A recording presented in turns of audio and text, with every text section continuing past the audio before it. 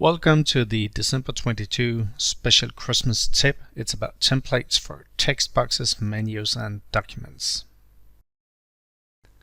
This document with the nice document header here, that's a nice candidate for being saved as a template. So maybe I want to save it into my templates folder together with the other document templates, but not right now. Before I do that, let's look into these objects, the logo here. As you can see, it's actually a text box object. It's just looking at an image, image layout. But let's go here and save this one as a template, as a text box template. So I'm going to give it a proper name, like header logo. And once I go here and click save, we'll see that it's now saved as a text box template. It's right here.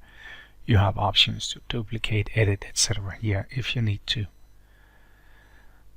Let's go also and make sure that we use it for the current text box. Notice that everything seems to be picked from the template, except this one here. It's actually being overwritten, but selecting these to be coming from template, of course, that will just show what I just put into the template, so that'll be okay. Let's do the same thing with the document title here. Maybe I don't want it to say just document title. I want to add some dynamic content, and I have this option called document title, so we just picked up the title from the saved file. We have a font here which may be okay as it is now, so let's just go and save this one also as a template. So let's call this one my header title template and save it. And again, like we did before, make sure that we go and use it right away. Also here we can see that some of the things seems to be overwritten coming from the template, like the font and also the caption. But again, I want to make sure that everything is coming from the template. Now the background here is actually also a text box, so I just selected that, and the only thing here is actually the colored background, this one here. But let's just save it as a template anyway. So let's just give it a proper name. This is my header background. And save it. And once we saved it, make sure that we also go and use it. Again, we can see that everything except the color itself is coming from template. But now this one is also using the template value like this. And just one more thing to go. This is actually a menu object, but we want to use that in a template way as well, and we do that by going into properties to make sure that this menu object is actually saved to file.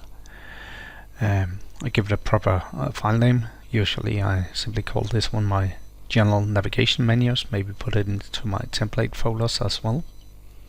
So general navigations menu. Like this, and then just OK. So now it's a saved menu file.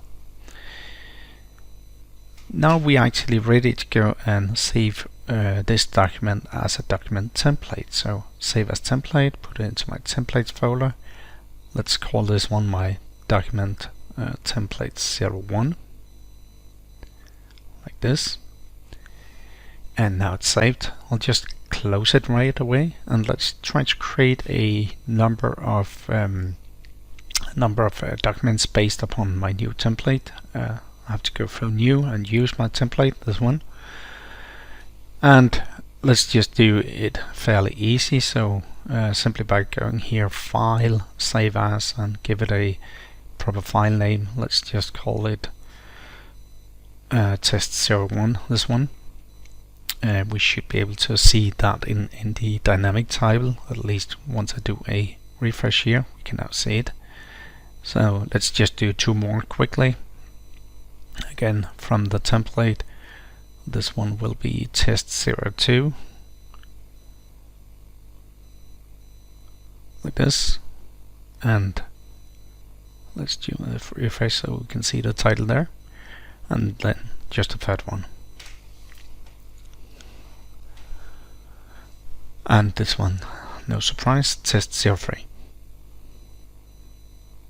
Alright, so now I got these 3 documents. They have all been saved. What happens if you now want to change something in your text box templates? Well, we have this scenario that one day you may open one of these documents. Let's do the test 01. Go into design mode, and then you can start working on each of these text box objects. So for instance here, this one is using the header logo, and if we now go here into my templates and edit this, maybe we got a new better image that I would like to show here, maybe this one instead. We just replace the image and click OK here. Now it comes up with this warning that since this one is a template, it will change in all places where it have been used. Well, that's exactly what I want to achieve. So having done that for the logo, I can also do that for the title.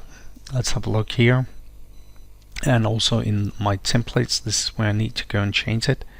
So if I change, for instance, the font type here, maybe to a bigger Arial Black 24 like this, again comes up the warning, it'll be changed everywhere. The background bar, the orange yellow one there, maybe we'd like to change that one too. It's the color you see down there, but it's coming from my template also. So just by going here into my text box template and replacing the color, maybe the light blue one here, we will see that this will change immediately, of course, in the current document. So all these things are changed in text box objects. Also got my menu over here, and let's see what we can do with that. So if I go here and look into properties of that, maybe we will need to edit the link file, maybe just in order to add an extra menu item here. We do that by duplicating one of the selected ones and then replace the image with something else. Maybe let's do the navigation button here, or navigation icon.